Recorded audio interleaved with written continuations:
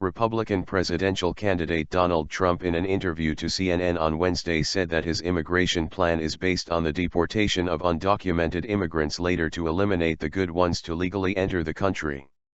"I would get people out and I would have an expedited way of getting them back the country so they can be legal," he said to CNN's Dana Bash. He also said that those detained in U.S. jails should be repatriated and banned from entering the U.S. "We have a lot of bad dudes, as I said. We have a lot of really bad people here.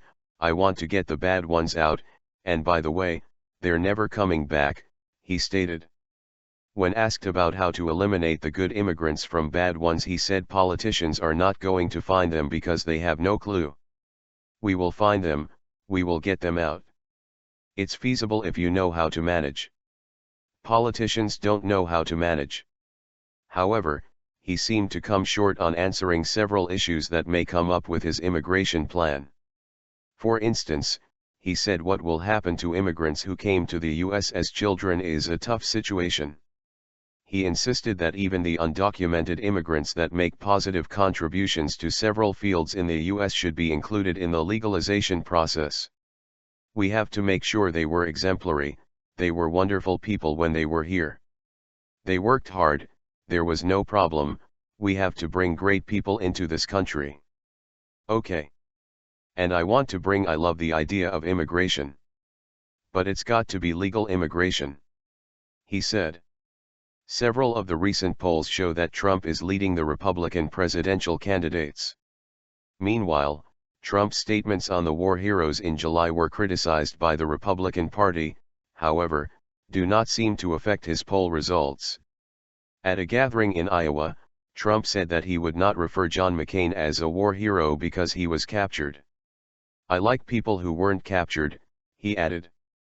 His earlier comments on Mexican immigrants received nationwide criticism as well.